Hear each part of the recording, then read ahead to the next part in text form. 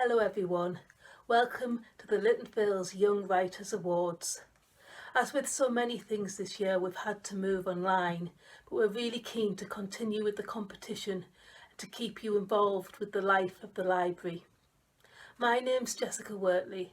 I'm a teacher and a writer and the coordinator of the awards for the Little Phil. The theme of this year's awards is the library, and we're really looking forward to reading your entries, your stories, your poetry and your non-fiction, all about the goings-on in the library.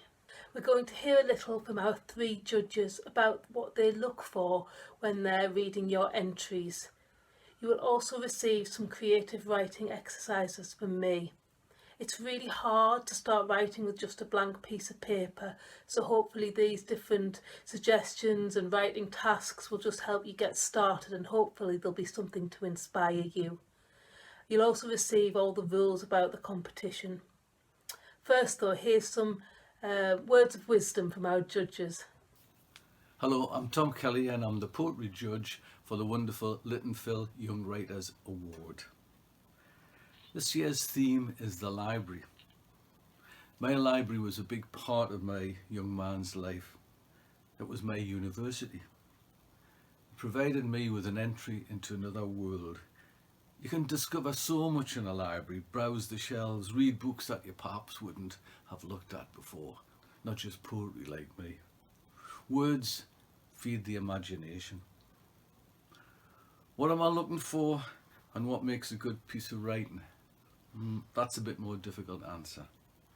I want to read work that avoids cliches, has an honesty and a consistency in tone, and that can be arrived by writing something about something as mundane as walking to school or some dramatic event. On a practical level, here's some thoughts that may help when writing and rewriting a poem.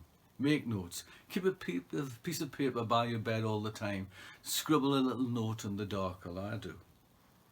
Keep as many drafts as possible. You may find that the first draft is the strongest. Cut and paste the poem and save it. The 21st or the 31st version. Remember, a poem is never written, it's rewritten. Your original title may not work as you develop the poem. If that's the case, give it a new title. Watch out for repeats. You find that you'll write a page and you'll find you've repeated the same word or phrase a number of times. Circle that and then try and cut it out. Now, I don't care if you write and rhyme in verse, rhyme in couplets, or in free verse or a sonnet. It doesn't really matter.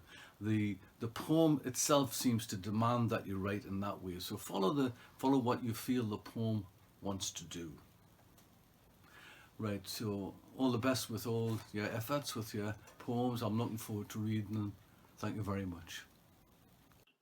Hello, I'm Sheila Wakefield and I'm the fiction judge for the Little Phil's Dynamic Young Writers Award.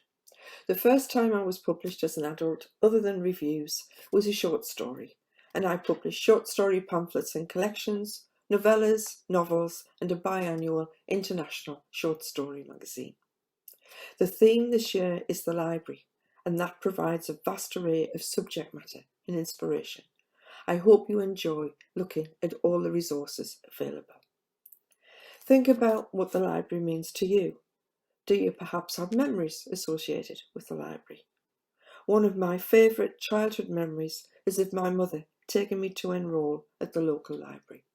It led to school libraries where I volunteered, university libraries, poetry libraries, and of course, the Little Phil. I'm fairly obsessed with books and libraries. The only time my parents were ever asked to go to school due to behavioural problems was when I was 7 years old and repeatedly renewed the same book. My mother questioned whether or not another child was waiting to borrow it, and on hearing that no one was, suggested that it was therefore not a problem at all. I eventually acquired my own copy, and that book remains with me.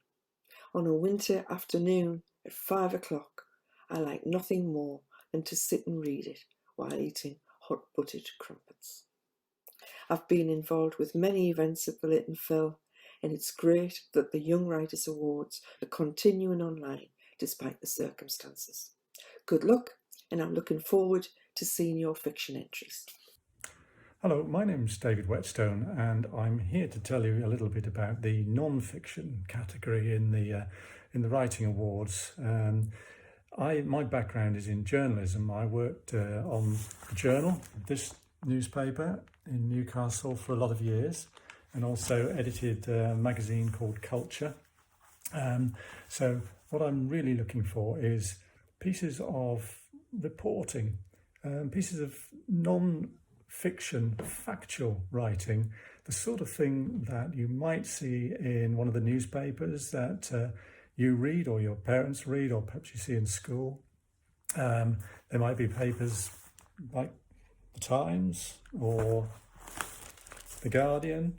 Go and have a look, see what's available in the shops, and I would advise you to sort of have a read of one or two of the pieces in one of those papers, just to get an idea of how reporters write. Your theme is the library, and as usual, a theme can be sort of tweaked and twisted to allow you to write whatever you like. Libraries are full of books on every subject, so nothing is going to be ruled out.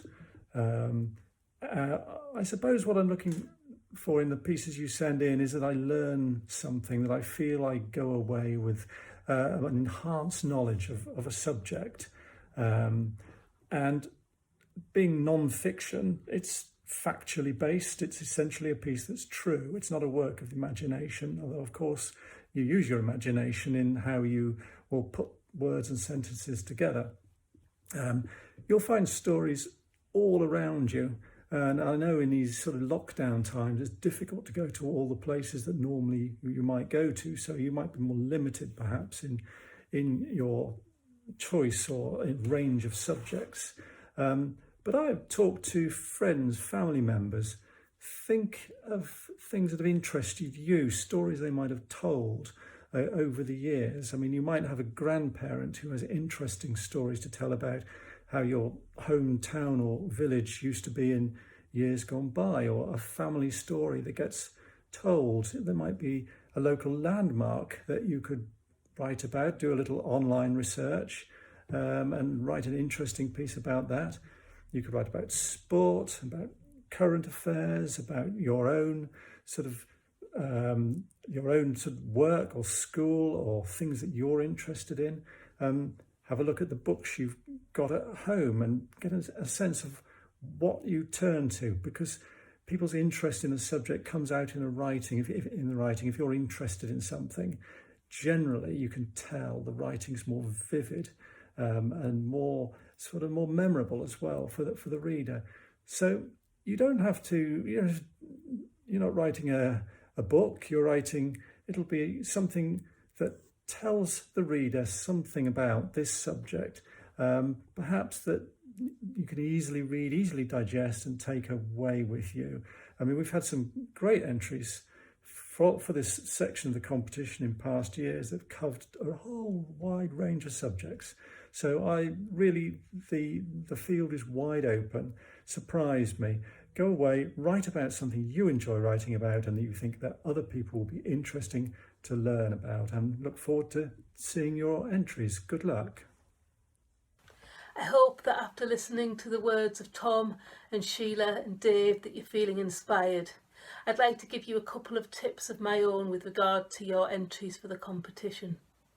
First of all, remember to write about something that really interests you, that inspires you, that you have enthusiasm for, because this will shine through in your writing.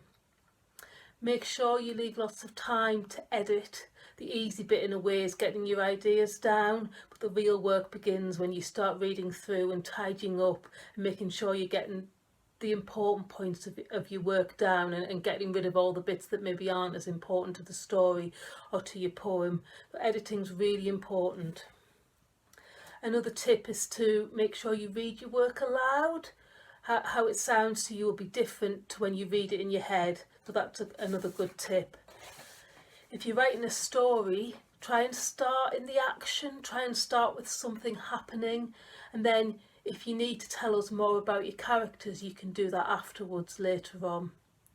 If you're writing poetry, don't just stick to end rhyme, to rhymes at the end of a sentence or a line. See if you can be more clever and include some rhyme within a line, or maybe no rhyme at all. Have a play. Don't just think about the easiest way to write a poem. If you're writing non-fiction, try and link it to something personal, to something or someone that you're passionate about. It could be a historical figure associated with the Lytton Phil, or it could be an author, for example, that you're really interested in. But try and make it something again that you're passionate about, that you would like to research and find out about and tell us about. We're really looking forward to reading your entries. I really hope that you can get stuck in and have a go with the exercises. I've been involved with the awards for a long time now and coordinating them for many years, and I can guarantee that nobody who wins really expects that they're going to. So you never know how your entry is going to be taken by somebody else. So get stuck in, have a go, and good luck. And before I go, I'd just like to really thank the Pen and Palette Club who sponsored the awards. Without them, it would be really difficult to run them, so we're very grateful. Good luck, and look forward to reading your writing.